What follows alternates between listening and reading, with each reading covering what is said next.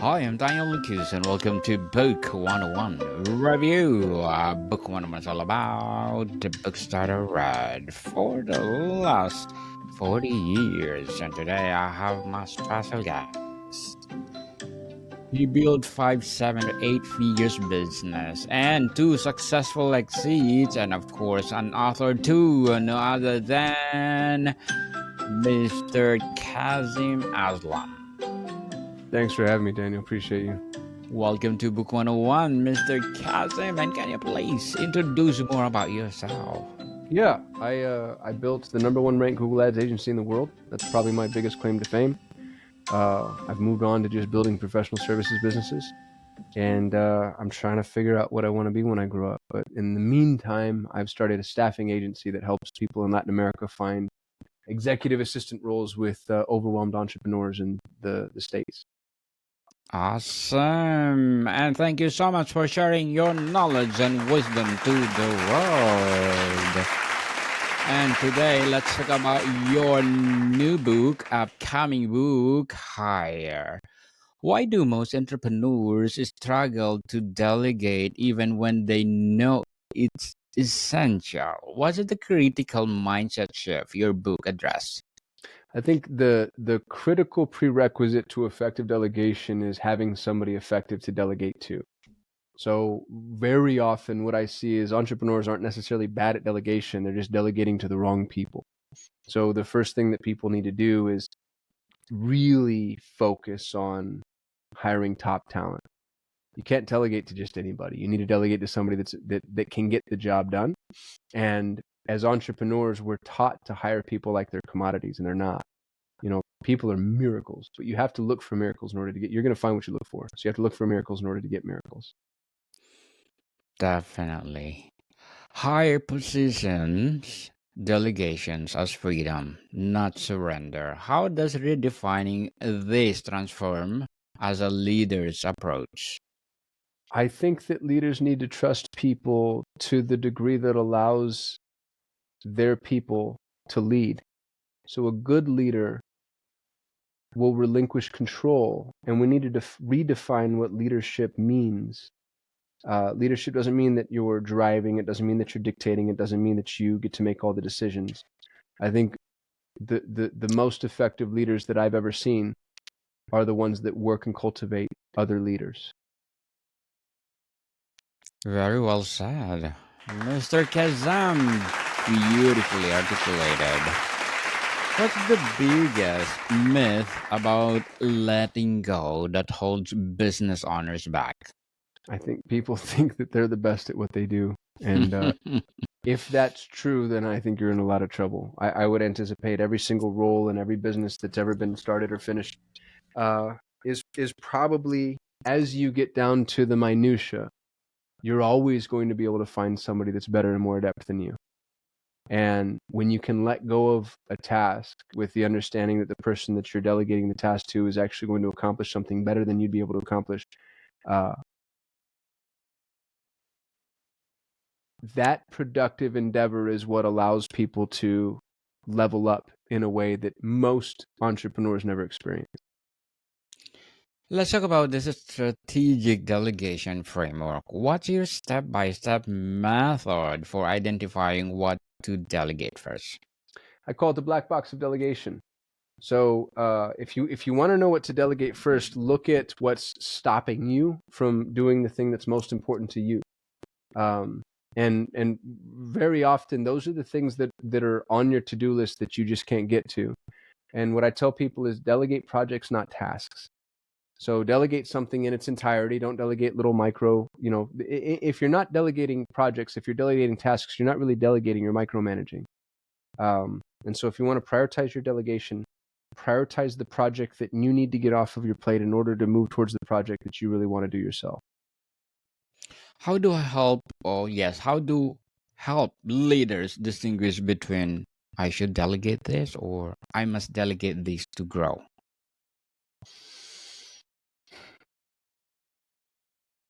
I think the distinction between what you should delegate is,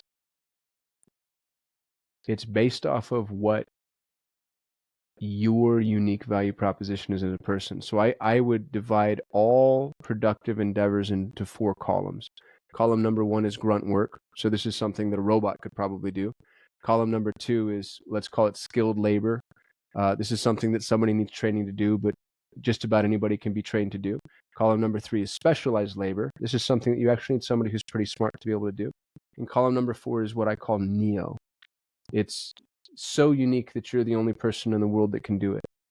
This is Steve Jobs and Bill Gates and Elon Musk and Oprah Winfrey and Madonna. You know, it's people who have found their voice. I believe you should delegate everything in the first 3 columns. So unless it's a task or a project that only you can do, you're Michelangelo and it's the Sistine Chapel. If that's not the case, find somebody else to do it, because you should be focusing on the thing that you're uniquely qualified to do. You're Isaac Newton who discovered gravity. Yeah, there you go. How do you help leaders distinguish between the hired people that's not qualified for the company? We use a funnel. So people hire the wrong way. They hire based off of interviews and resumes, which is interesting because interviews and resumes tell you nothing until you've worked with somebody.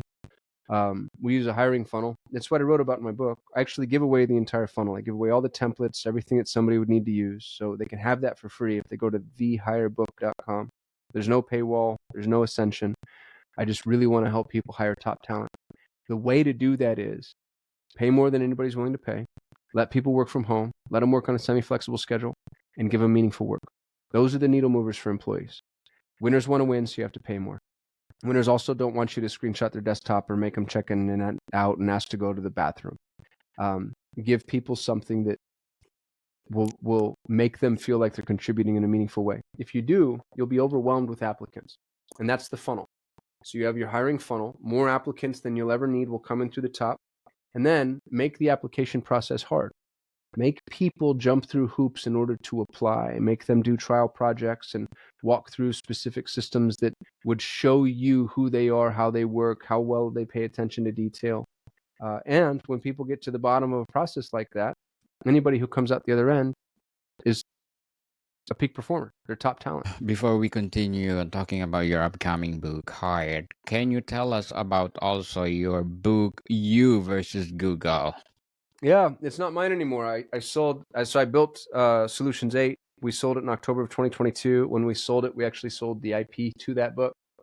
So it's owned by the organization that bought us. At the time, it was, I think, probably the most comprehensive book on Google Ads ever written. It was really Patience Hurlburt Lawton, whose name you see there, and John Moran that wrote it. And then I came through and added some context and some editing. So that one's not one I can claim authorship of outside of, being one of the people in the room when it was written. How about the Book of Threads? That one was 100% me. I wrote 1 thread a day every single day for a year, and then I published it. And it's extraordinarily thick, actually. If you look at the book, it's not a short book. It's not a short read. I also don't know that I'd recommend it to everybody. It has no core thesis. It's just a collection of essays. And I wrote them because I wanted to read them. I heard a quote from Jordan Peterson that said that if you want to learn to think, learn to write. So I really had no expectation to publish a book. I just started writing an essay and posting it to Facebook. And one of the comments I got most often was, you should really pull all these together and publish them as a book. So I did. It's 600 pages, Wow. So Congratulations. probably went overboard there a little bit. Definitely. How about the 7 critical principles of effective digital marketing? First book I ever wrote. And I wrote the book because I wanted to be an author. I didn't really write the book because I had something to say, which is probably not the best approach. So I did my best, and I don't know that I'd recommend that anybody read that one. I think that was more me working towards something than anything else. Well, looking forward for more and more and more empowering books, Mr. Kazam. And how do you avoid overhiring too early or underhiring at the scale? I think that your business is going to teach you what you need and when you need it. Um, I like to hire with my business growth. Most of the businesses that are scaling are doing so at a pace that feels uncomfortable. So, with entrepreneurs, what I would tell you is it's okay. It's okay to build the plane as you fly it. That's actually maybe preferable, because when you try to have everything perfect before you go anywhere, then you're going to make a lot of mistakes and it's not going to be vetted. Um, but you have to be careful. You can't pay with people's lives. You know, if you hire somebody, you need to make sure that you have work for them. And I'd be very cautious about, you know, making promises you can't keep. How do you build trust rapidly with the new hires handling sensitive responsibilities? I think people need constructive criticism early and often. I actually think trust is built through criticism. Um, and you don't want to be overly critical, and you don't want to be needlessly critical either. But if somebody does something and you have feedback, give it to them. Give them honest feedback directly, but with a heart that shows them that it's okay to make mistakes and they're not going to be punished for it. Certainly. And what systems ensure delegated work stays aligned with vision without micromanaging? I like the black box of delegation. So what that would mean is you give somebody a desired end result, you give them all the resources available to them to achieve that result. That's the output, is the desired end result. The input are the resources, and everything that happens in between is none of your business. It's like a black box. You don't even look in it. How do you coach leader to give a feedback that empowers, not undermines? And I think people need to be direct. They need to be honest. They need to be fast. They need to be fair, and then they need to have a very, very, very short memory. If you really are going to allow people to grow, I think we have to not hold their prior performance against them until or unless it's a pattern. So if somebody makes the same mistake over and over again, then they're just not a right fit for the role, and we need to get rid of them. But if they're making different mistakes, each new mistake shouldn't be added to the last, because that's not a pattern. That's growth, and we shouldn't penalize growth. Definitely. And as a co founder and entrepreneur, as well as an author, what are your short term and long term goals? I want to make $100 million. I want to help 10,000 people find meaningful work. I want to change the world in a meaningful way. And I just kind of want to see what happens next. Good luck to your goals, Mr. Kazim, and looking forward for more success. What will be your piece of advice for those people out there who want to be like you? I think that we over-index towards education, which is a funny thing to say. I think education is obviously wildly important, but it's not enough. People feel like, oh, I read the book, I did the job, I'm done.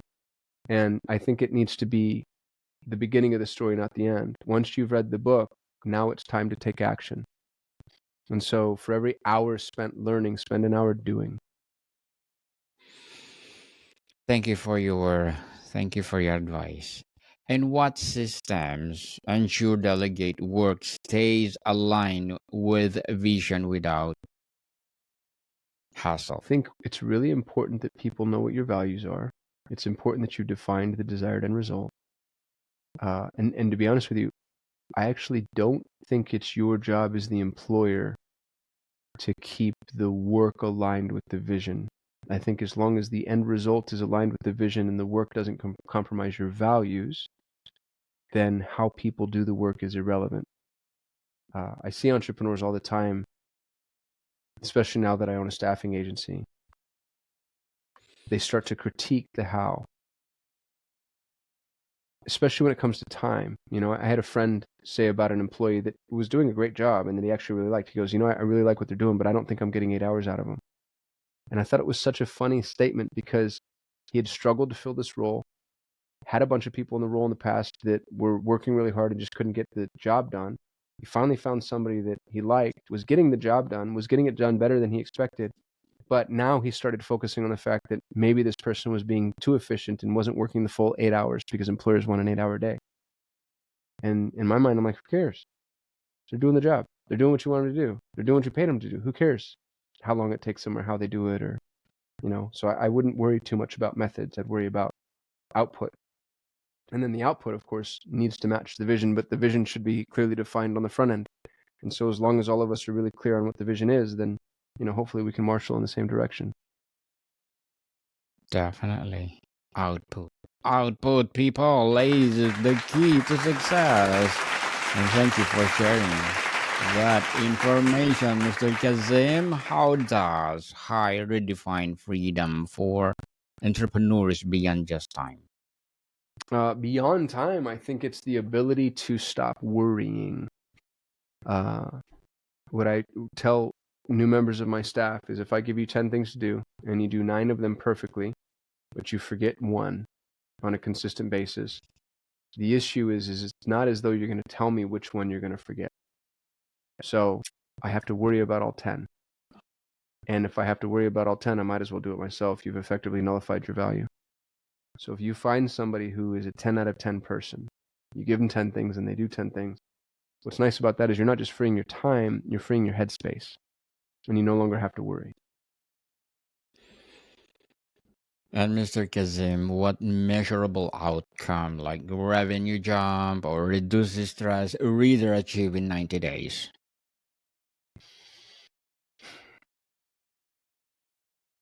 I think that the ability to free your time, if you hire the right person, the expectation for a founder who's never had an assistant should be something like 20 to 40 hours a week freed up in a 90-day span. Interesting. So, what's the most dangerous delegation mistake leaders make repeatedly? I think it's the inability to inspect what you expect. So very often leaders just want to throw their garbage onto somebody else's table and then not have to worry about it any longer. That's one of the biggest mistakes that I see. And another mistake that's maybe equally dangerous is the belief in the value of your intervention. People thinking that them participating somehow improves the work product, when generally speaking, employees do way, way, way better if you get out of their way. How do you respond to, but it's faster if I do it myself? That's true. I've had this conversation with a client. A client hired one of our EAs and was a little upset. And when we got to the heart of it, he said, look, it took her, 2 hours to do a job that takes me 30 minutes. And I started to laugh at him and I said, okay, what's your billable? And I don't remember what he said, but it was probably something like $200 or $300 an hour. And I'm like, so it takes you, you can do this in 30 minutes and you bill it $300 an hour, that cost is $150. And he said, yes. And I'm like, well, if you take her billable, and you multiply it by the 2 hours, you're saving a massive amount of money. And so this is a very adequate trade.